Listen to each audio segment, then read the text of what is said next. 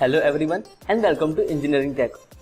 This video is the continuation of previous video in which I have already discussed what is Tinker and discussed some very basics and very important concepts of Tinker as well.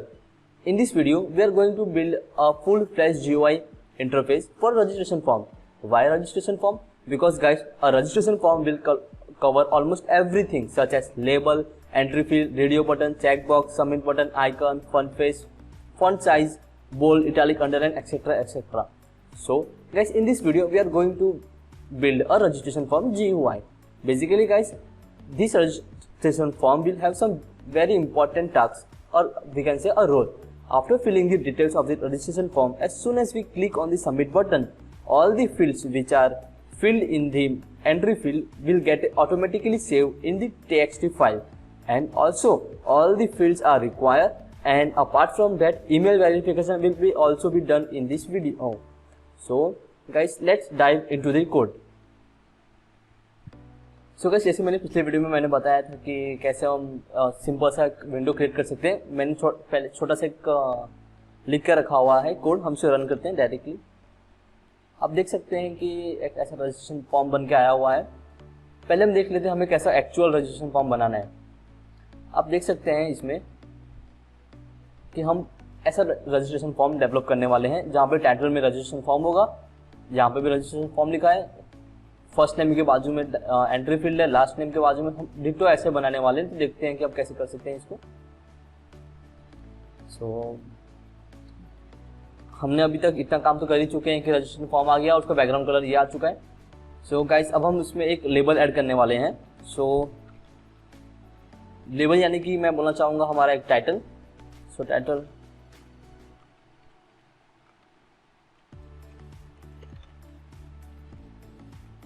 Win as an object में pass करूंगा, जिसके ऊपर लिखा होगा registration form. Okay, and फिर बस इसे run करके देखते हैं क्या होता है।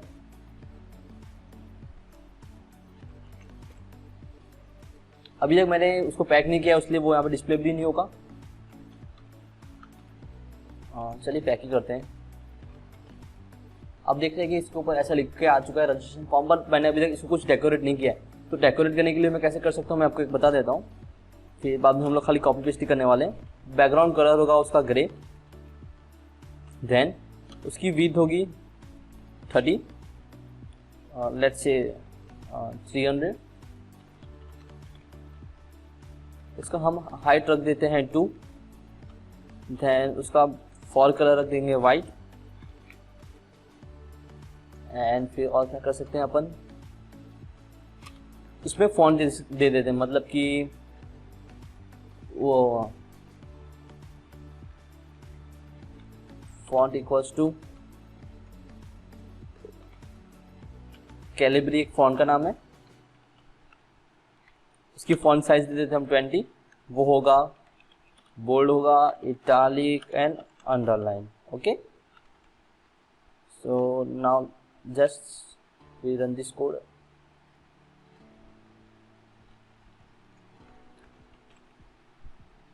आप देख सकते हैं कि यहाँ पे ऐसा रजिस्ट्रेशन फॉर्म लिखकर आ चुका है, जहाँ पे bold italic underline same as this.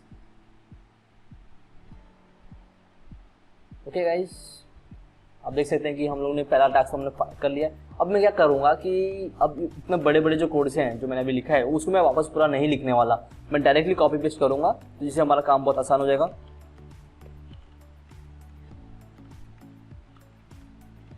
First name होगा वो भी हमारा लेबल ही है, जिसके अंदर भी ऐसे आर्गुमेंट में पास करूँगा। उसके ऊपर टेक्स्ट लिखा होगा फर्स्ट नेम।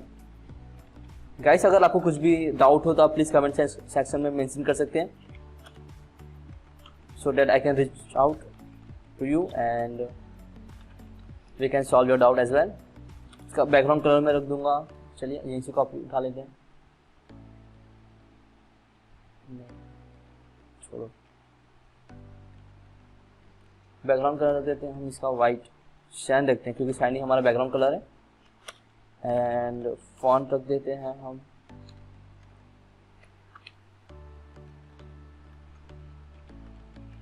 वेदना, ये भी एक फॉन्ट का नाम है 12। एंड गाइस, इसमें प्लेस कर देता हूँ x equals to 12 and y equals to 100। मैंने आपको पहले पिछले वाले वीडियो में मैंने बताया है कि ग्रिड, प्लेस और पैक क्या होता है। अगर आपने नहीं देखा हो तो प्लीज़ वो जाके आप उसको वॉच आउट करें। लेबल की स्पेलिंग कराऊंगा। ओके, चलिए रन करते हैं। अब आप देख सकते हैं यहाँ पे फर्स्ट नेम हमारा आ चुका है। So guys same as this, यहाँ पे थोड़ा लग रहा है, थोड़ा लगभग सेम आ रहा है। तो गाइस हम इसे अब क्लोज करते हैं। अब सिमिलरली मैं लास्ट नेम के लिए भी करूँगा, तो मैं जस्ट उसे कॉपी पेस्ट करने वाला हूँ। सो लास्ट नेम और फिर ईमेल, ठीक है। टैक्स यहाँ पे हम लोग देंगे हमारा ईमेल।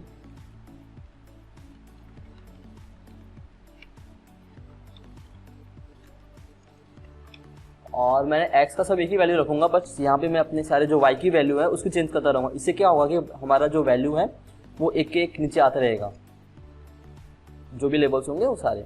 सो गाइस इसका हम रख देते हैं 180 रख देते हैं, ठीक रहेगा। चलिए चेक करते हैं पहले। अब देख सकते हैं एक के नीचे एक वो आ रहा है। और ईमेल का भी मैं रख देता हूँ 180। अब क्या बचा, फंडिंग पासवर्ड,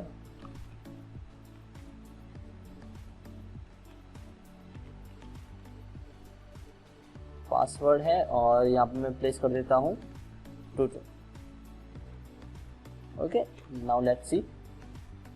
ओके गाइस, हम लोगों ने इतना तो बना लिया है। अब हम लोग एड्रेस के देखेंगे। गाइस अगर आप यहाँ पे चेक कर रहे होंगे, देख रहे होंगे कि यहाँ पे जो पासवर्ड के लिए है उसकी विड्थ कितनी है और एड्रेस के लिए उसकी विड्थ बहुत ज़्यादा है। तो गाइस यहाँ पे हम लोग एक फंडा यूज़ करेंगे जिसमें आपको बताता हूँ।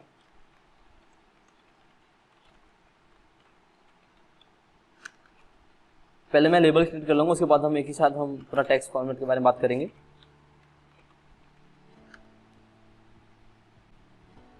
चलिए इसे रन करते हैं। ओके, आ गया।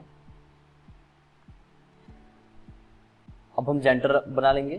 जेंडर भी बना लिया और ओके, जेंडर भी आ चुका है। अब हम बात करते हैं कि यहाँ पे जो रेडियो बटन है वो रेडियो बटन कैसे डिस्प्ले करेंगे। तो पिछले वीडियो में मैंने जैसे बता दिया था कि हम लोग रेडियो बटन ही क्लास का यूज़ करने वाले हैं। चलिए ओके गाइस, तो मैंने यहाँ पे एक रेडियो बटन बना लिया है। गाइस अगर मैं इसे रन करूँगा तो आप देख सकते हैं कि हमारे पास एक रेडियो बटन आ चुका है। Initially both are selected, both are unselected, but वो ऐसा बता रहे, इसको बोलते हैं सेमी सिलेक्टेड, कि अगर जब इस पर क्लिक करूँगा तब वो एक्चुअल सिलेक्ट होगा। और यहाँ पे देख सकते हैं कि आप हमारा फीमेल अब अनसिलेक्टेड हो चुका है। इस तरीके से काम करेगा। इसे क्लोज करते हैं हम। यहाँ पे मैंने एक वेरिएबल लिया है रेडियो इक्वल स्ट्रिंग बार। स्ट्रिंग वेरिएबल गाइस यहाँ पे बेसिकली ये काम कर रहा है कि रेडियो बटन के अंदर जो वैल्यू सिलेक्टेड है ना, वो सिलेक्टेड वैल्यू हमारे रेडियो वेरिएबल में ऑटोमेटिक स्टोर हो जाएगी इसके द्वारा। इसको मैंने पिछले वीडियो में डिस्कस कर लिया है। चलिए अब आगे बढ़ते हैं। अब हम इसमें ऐड करेंगे हमारा checkbox. So guys AC stands for applied subjects. यहाँ पर देख सकते हैं कि कौन से अप्लाइड कोर्स हैं इसके, हम वही करने वाले हैं यहाँ पे। ओके गाइस, तो मैंने अभी तक यहाँ पे चेकबॉक्स के लिए कोड लिखा हुआ है। बेसिकली यहाँ पे क्या काम हो रहा है कि एक अप्लाइड कोर्स करके एक लेबल है जिसके ऊपर अप्लाइड कोर्स लिखा होगा। एंड गाइस उसके बाद मैंने 4 वेरिएबल बनाए हैं, check 1, check 2, check 3, check 4। Guys basically क्या हो रहा है अब कि जब भी मैं इन चारों में से PHP, जावा, .NET और पाइथन में से कुछ भी चीज़ सिलेक्ट करूँगा ना, तो उस पर्टिकुलर सिलेक्टेड वैल्यू एक अलग से वेरिएबल में स्टोर हो जाएगी। जैसे PHP के लिए यूज़ किया मैंने चेक, जावा के लिए यूज़ किया मैंने चेक 2, .NET के लिए यूज़ किया मैंने चेक 3 और पाइथन के लिए यूज़ किया मैंने चेक 4। तो इसे रन करके देखते हैं। बेसिकली पहले सभी 7 सिलेक्टेड होंगे, तो जैसे मैं सिलेक्ट करूँगा एक्चुअल सिलेक्ट होगा, अनसिलेक्ट, सिलेक्ट, अनसिलेक्ट। आप देख सकते हैं इस तरीके से काम हो रहा है। सो गाइस अब क्या बचा हमारे पास, अब हम देख लेते हैं कि ये ड्रॉप डाउन मेन्यू कैसे ऐड करेंगे हम। सो गाइस बेसिकली यहाँ पे मैंने एक लेबल क्रिएट किया है और एक वेरिएबल बनाया है जो स्ट्रिंग टाइप का है, जिसके अंदर मैंने विन एज एन आर्गुमेंट पास किया हुआ है। हमारा पूरा ये विंडो ही है। और बेसिकली क्या है कि उसको मैंने सेट कर दिया है डिपार्टमेंट। उसका जो नाम था इनिशियली पहले कुछ भी गार्बेज वैल्यू से स्टोर होगा वो, अब मैंने उसको रिनेम कर दिया भैया कि तो एज अ क्या बोलते हैं आर्गुमेंट ले। अब गाइस मैं क्या कर रहा हूँ, यहाँ पे एक ऑब्जेक्ट बना रहा हूँ कौन से ऑप्शन मेन्यू का, जिसके अंदर विन एज एन आर्गुमेंट पास कर रहा हूँ और वेरिएबल जो कि ये है। तो गाइस बेसिकली क्या होगा, वो वेरिएबल का नाम डेप्थ सेट होगा और उसके जो मेन्यूज होंगे वो ये होंगे CIC, IT और CH। इसमें रन करता हूँ, आपको अच्छे से समझ आएगा। अब यहाँ पे देख सकते हैं कि मैंने जो वेरिएबल जो यहाँ पे क्रिएट किया था वो यहाँ पे अब विजिबल है, डेप्थ, और यहाँ पे छोटे छोटे बॉक्स है, इसमें जब मैं क्लिक कर रहा हूँ तो CSE, IT और CS यहाँ पे विजिबल है। तो गाइस इस तरीके से यहाँ पे मैंने एक ड्रॉप डाउन मेन्यू बना लिया है ऑप्शन मेन्यू के द्वारा। चलिए गाइस हम फटाफट एंट्री फील्ड का काम कर देते हैं। गाइस सबसे पहले एंट्री फील्ड के बनाने से पहले मैंने सबके एक इंडिविजुअल वेरिएबल्स ही बना लिए हैं। इससे क्या होगा कि मेरे जो भी क्या बोलते हैं एंट्री फील्ड के अंदर डेटा होंगे वो ऑटोमेटिकली ये वेरिएबल्स के अंदर सेव होंगे। जैसे फर्स्ट नेम के लिए F नेम यूज होगा, लास्ट नेम के लिए L नेम, ईमेल के लिए ईमेल, पासवर्ड के लिए पासवर्ड और सो ऑन। तो कैसे आप एंट्री फील्ड के लिए काम करते। सो गाइस बेसिकली अब क्या आ रहा है कि मैंने यहाँ पे जो भी एंट्री फील्ड है ना, यू कैन सी दैट कि मैंने सभी के लिए एक ऑब्जेक्ट बना लिया। एंट्री फ्रेम के लिए मैंने एफ फ्रेम के लिए मैंने एंट्री एफ फ्रेम बनाया है जिसके अंदर विन एज एन आर्गुमेंट पास किया है। तो गाइस क्या होगा, एंट्री फ्रेम मतलब कि जो टेक्स्ट बॉक्स, मैं इसको रन करता हूँ, यहाँ पे जो भी डेटा होगा वो सभी का सभी डेटा एफ फ्रेम के अंदर स्टोर हो जाएगा। ठीक है, मैंने ये सब कॉन्सेप्ट मैंने पिछले वीडियो में डिस्कस कर लिया। अगर आपने नहीं देखा होगा, आपको नहीं समझ आ रहा तो प्लीज पिछला वीडियो जाके देखें आप। और मैंने इसको प्लेस किया हुआ है। बेसिकली कैसे आप यहाँ पे देख सकते हैं कि मैंने यहाँ पे जो y की वैल्यू है 100 ली है और एफ नेम जो यहाँ पे लेबल था उसकी भी वैल्यू 100 ही है। तो गाइस क्या ये आमने सामने ऑटोमेटिकली प्लेस हो चुके हैं, बस मैंने एक्टिव वैल्यू फेरफार करी है। ओके, सो गाइस जैसे मैंने पिछले अभी थोड़ी देर पहले बताया था कि जो मेरा साइज है सभी में आप देख सकते हैं कि ये एफ नेम में छोटी सी इतना ही डायलॉग बॉक्स है, इतना ही एंट्री है। एफ नेम में भी मेरे इतने ही एंट्री टैक्स है, पर एड्रेस के लिए मेरे पास थोड़ा बड़ा एंट्री टैक्स है। तो इसके लिए कैसे चेंज हुआ है, तो गाइस आप देख सकते हैं कि मैंने सभी के लिए एंट्री क्लास यूज किया है, पर एड्रेस के लिए मैंने टेक्स्ट क्लास यूज किया है। तो बेसिकली गाइस जैसे मैंने टेक्स्ट क्लास यूज किया तो मैं यहाँ पे देख सकता हूँ कि एक हाइट और विड्थ नाम का आर्गुमेंट मेरे एक्सेस में आ जाता है और मैं इसके बदौलत ही अपना हाइट और विड्थ सेट कर सकता हूँ। जैसे मैं यहाँ पे 3 सेट करूंगा, आप देख सकते हैं कि हाइट अब जो है वो बड़ी हो चुकी है। सो मैं इसे 2 सेट करता हूँ। अब आप देख सकते हैं कि एंड पासवर्ड के अंदर तो मैंने चीज़ ऐड किया है। क्या बता सकते हैं क्या ऐड किया है मैंने? जी हाँ, मैंने यहाँ पे शो चीज़ ऐड किया है। बेसिकली गाइस यहाँ पे शो ऐड करने का क्या पॉइंट है कि जब भी मैं यहाँ पे टेक्स्ट पासवर्ड में कुछ भी लिखूंगा वो स्टार के फॉर्मेट में आएगा। आप देख सकते हैं यहाँ पे कुछ भी मैं लिख रहा हूँ स्टार के फॉर्मेट में आ रहा है, उसके लिए मैंने शो यूज़ किया है। सो गाइस यहाँ तक तो हमारा कंप्लीट GUI डेवलप बोल सकते हैं 70% कंप्लीट हो चुका है, जहाँ पे हम लोगों ने एंट्री फील्ड एंड ऑल सब लिख लिया है। गाइस अभी एक मेन काम बाकी है, वो बटन ऐड करना बाकी है। चलिए हम बटन भी ऐड कर लेते हैं। सो गाइस मैंने यहाँ पे बटन भी ऐड कर लिया है, 2 बटन ऐड करे हैं मैंने, रीसेट और सबमिट। सो गाइस बेसिकली इसको मैंने कैसे ऐड किया, बटन क्लास से, इसको मैंने पिछले वीडियो में डिस्कस कर लिया था।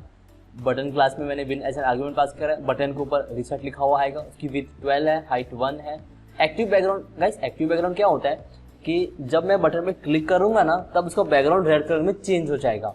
ठीक है, और उसका जो बैकग्राउंड कलर इनिशियली पिंक होने वाला है। फॉन्ट जो उस पर लिखा हुआ चीज़ होगा रीसेट का वो कैलिब्री फॉन्ट फेस होगा और उसकी फॉन्ट साइज 12 होगा। इसको मैंने प्लेस इसके यहाँ किया है, इसमें रन करता हूँ। आप देख सकते हैं कि हमारा रजिस्ट्रेशन फॉर्म तैयार हो चुका है। जैसे मैं रीसेट पे क्लिक करूंगा इसका जो बैकग्राउंड कलर है वो रेड हो जाएगा, आप देख सकते हैं। और जैसे सबमिट पे क्लिक करूंगा उसका बैकग्राउंड कलर वायलेट हो रहा है गाइस, और ठीक है वायलेट ही हो रहा है। सो अभी तक तो हमारे पास हम बोल सकते हैं 80% हमारा काम हो चुका है। अब हमारा जो मेन काम बचा है वो ये है कि गाइस हमारा जो भी डेटा है उसे हमें सेव करना है, एज वेल एज हमें सबसे पहले इसमें वैलिडेशन चेक करनी है। कौन सी वैलिडेशन? एक रिक्वायर्ड फील्ड वैलिडेशन और दूसरा है ईमेल वैलिडेशन। चलिए हम पहले चेक करते हैं। गाइस सबसे पहले मैं आपको ये भी बताना चाहूँगा कि बटन पे जब भी मैं क्लिक करूँ और तो पर्टिकुलर चीज़ एक कॉल होनी चाहिए। ठीक है गाइस, चलिए मैं सबमिट बटन पे आपको एक चीज़ बताता हूँ कि जब भी मैं सबमिट बटन पे क्लिक करूँगा तो एक पर्टिकुलर फंक्शन कॉल होगा। ठीक है, उस फंक्शन के अंदर मैं अपना लॉजिक लगा दूंगा कि भैया ये फंक्शन कॉल हो रहा है तो ये चीज़ परफॉर्म कर। तो गाइस वो चीज़ कैसे होगी, मुझे फंक्शन कॉल कैसे हो सकता है? तो गाइस उसके लिए मैं कमांड यूज़ करूँगा, कमांड इक्वल्स टू FILEDREQ। ठीक है गाइस, समझ मान लो कि मैं एक फील्ड रिक्वायर करके एक फंक्शन क्रिएट करने वाला हूँ। अभी हाल ही में 2 मिनट में मैं क्रिएट कर लूँगा, और जैसे ही वो बटन क्लिक होगा सबमिट बटन तो automatic field require function call हो जाएगा। चलिए इसे रन करते हैं। फिलहाल तो अभी एरर ही आने वाला है क्योंकि मैंने फील्ड रिक्वायर अभी तक क्रिएट नहीं किया है। चलिए इसको पहले क्रिएट करते हैं। मैं यहीं कुछ ऊपर क्रिएट कर लेता हूँ, यहीं क्रिएट कर लेता हूँ।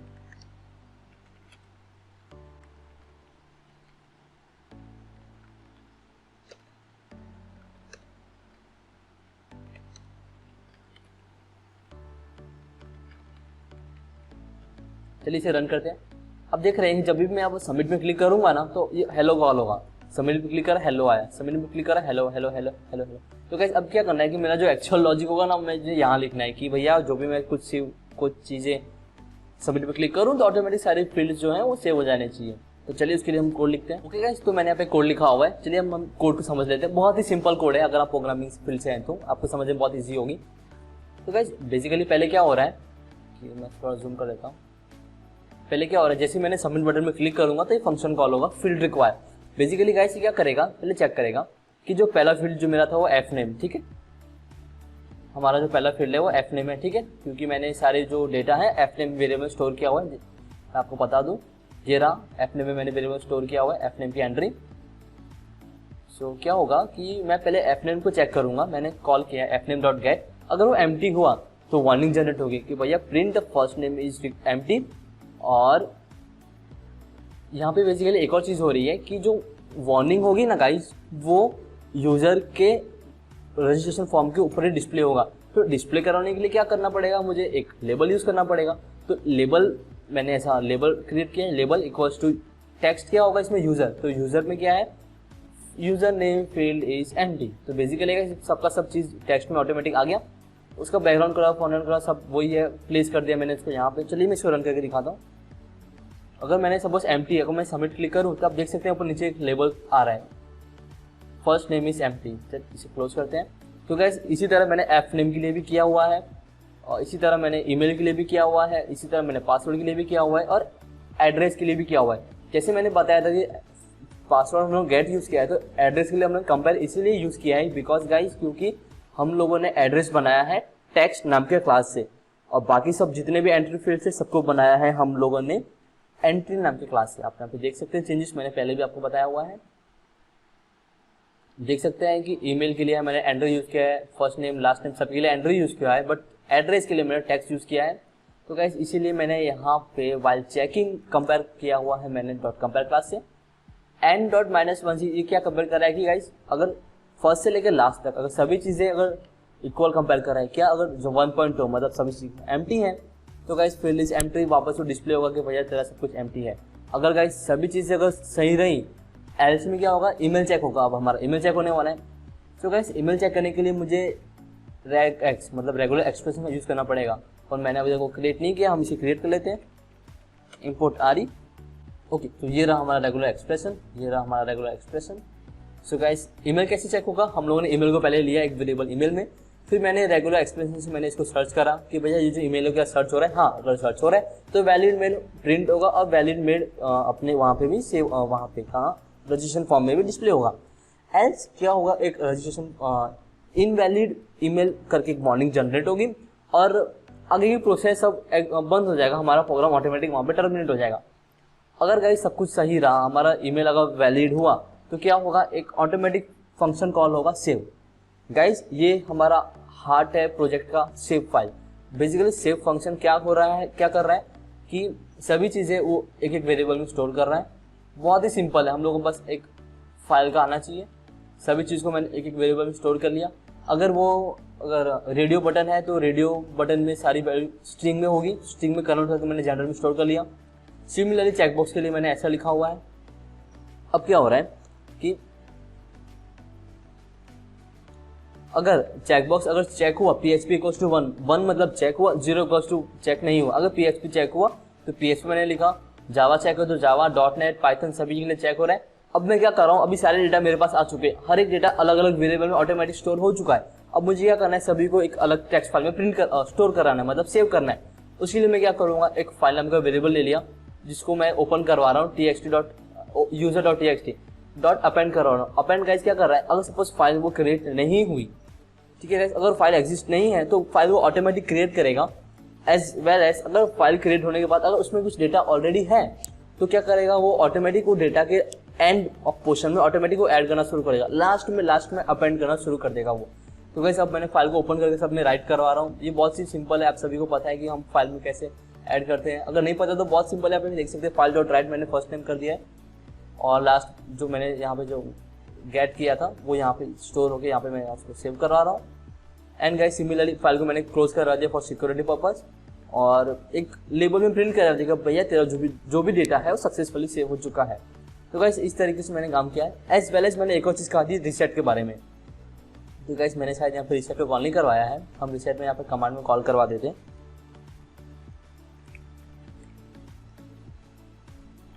Command equals to reset. चलिए गाइस अब हम इसे रन करते हैं। रीसेट कैसे काम कर रहा है मैं वो बता देता हूँ आपको। बहुत ही सिंपल है। F name equals to set को मैं एम्प्टी कर दूंगा, लास्ट नेम को सेट करके एम्प्टी कर दूंगा, ईमेल को सेट करके एम्प्टी, पासवर्ड को एम्प्टी, और एंट्री फील्ड जैसे हमारा एड्रेस फील्ड पूरा सबसे अलग ही है तो उसके लिए मैंने अलग ही यूज किया, डिलीट कमांड यूज किया है, डिलीट फंक्शन। इसे हम रन करते हैं। चलिए गाइस हम इसमें डालते हैं। सबसे पहले चेक करते हैं कि हमारा फंक्शन काम कर रहा है कि नहीं कर रहा अच्छे से। फर्स्ट नेम नहीं डाला, उसने फर्स्ट नेम एंट्री बता रहा है, हितेश डाला मैंने, गुप्ता डाला। ईमेल का वैलिडेशन चेक करेंगे पहले। मान लीजिए मैंने ऐसा ईमेल डाला है, वैसे ईमेल इनवैलिड है, देखते हैं जनरेट होता है कि नहीं कुछ।